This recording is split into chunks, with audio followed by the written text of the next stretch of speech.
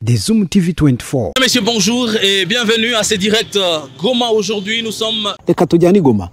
Abakongomani batangiye guhungira mu Rwanda. Ariko se ni ibiki mu by'ukuri biri kubera Goma mbere yuko uyu mujyi ufatwa na M23? M23 irawugera amajanja neza. Ubwoba ni bwinshi mu batuye mu mujyi wa Goma muri Repubulika ya Demokarasi ya Kongo. Nyuma yaho mu mujyi wa Sake uri milimetero birenga gato 20 habyukiye imirwano ikomeye ihanganishije ihuriro ry'ingabo z'iki gihugu n'umutwe witwaje intwaro wa M23.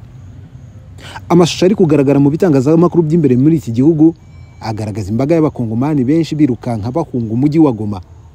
Bamwe bariruka kibuno mpamaguru, abandi barakoresha ibinyabiziga byabo. Ahigoma ariko hari icyuka cy'ubwoba bwinshi.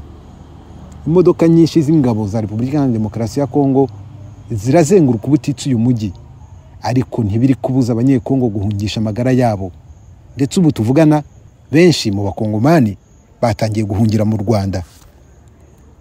Buretse gato kugira ngo byumve neza umenye amakuru nibiri kubera aha muri Kongo, reka dutangirane n'uyu munyamakuru w'umukongomani wabyukiye Goma. Ibyo ari kuvuga na amakuru y'imvaho y'ibiri kuba ko kanya. Messieurs, bonjour et bienvenue à ce direct Goma. Aujourd'hui, nous sommes Arateruye ati, le 22 janvier 2025. Mwaramutse mwese. Uyu munsi turi kuwa kane tariki ya 23 z'ukwezi kwa mbere mwaka wa 2025. Ibyaramutse muri uyu mujyi ntabwo twabona uko twabisobanura. Abantu benshi bakomeje guhunga imirwano iri kubera Isake.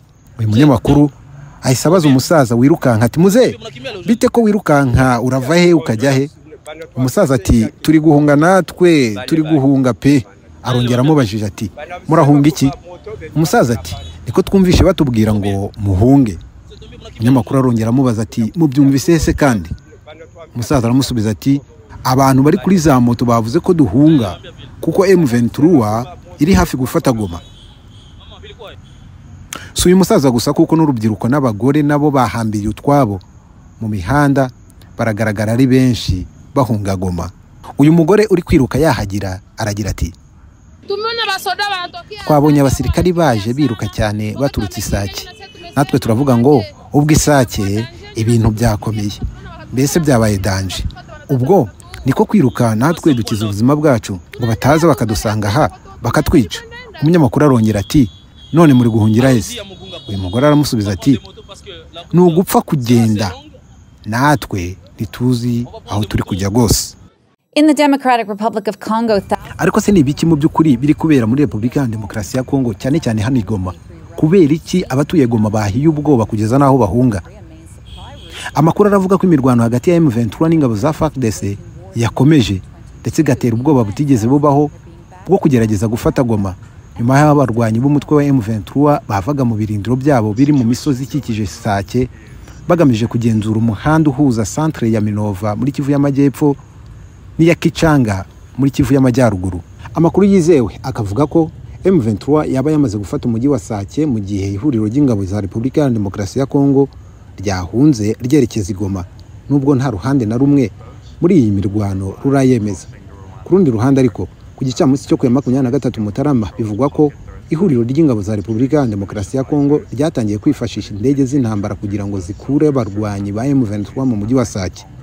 Bamwe mu baturage bari mu nkambi z'agateganyo ziherereye mu gace ka Mugunga mu burengerazuba bwa Goma bahunze berekeza mu mujyi rwagati kubera ubwoba bw'uko amasasu ashobora kubageraho. Ubuyobozi bw'ibigo by'amashuri byose biherereye mu mujyi wa Goma bwasabye kureka abanyeshuri kugira ngo basubire mu miryango yabo. Ibikorwa by'ubucuruzi nabyo bisa n'ibyahagaze hano Goma. Leta ya Repubulika ya Demokarasi ya Kongo ifite impungenge z'uko nyuma ya Sake abarwanyi ba M23 bashobora kwinjira nta nkomye mu mujyi wa Goma. Nyuma yaho tariki ya 21 Mutarama nabwo bafashe Minova. Hagati aho abakongomani benshi batangiye guhungira mu Rwanda. Abatuye umujyi wa Goma bari guhungira mu Rwanda banyuze ku mipaka itandukanye irimo wo mu karere ka Rubavu, yaba ku munini uzwi nka Grande Barriere ndetse na Petite Barriere.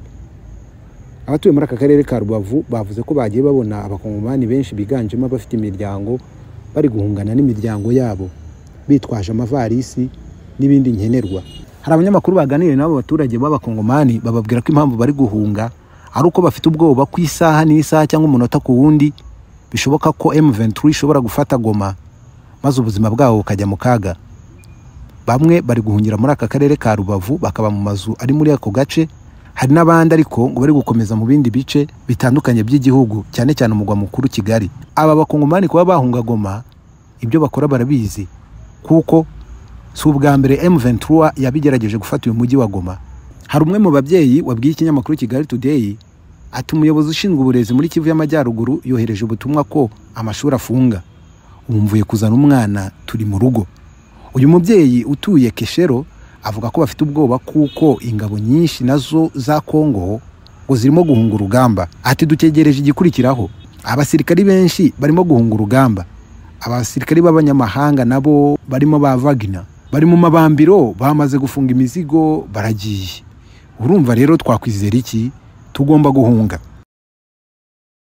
After the M23 rebel group seized the town. Aha muri Kongo amabombe arimo kuvugira Sake no mu nkengero zaho arumvikana no mu Rwanda ndetse n'abanyarwanda bajya gukorera mu mujyi wa Goma.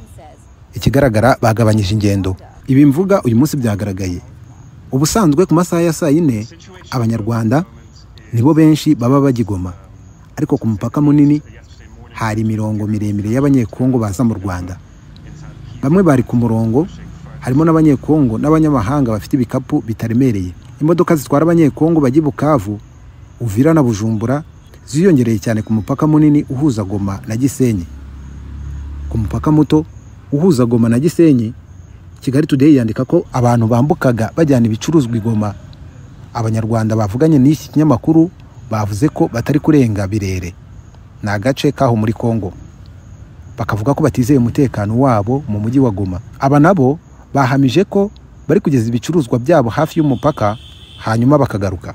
Nubwo abinjira mu Rwanda ari benshi, hari abarimo kugigoma, ariko abenshi ni abafite ibyangombwa bya Repubulika Iharanira Demokarasi ya Kongo.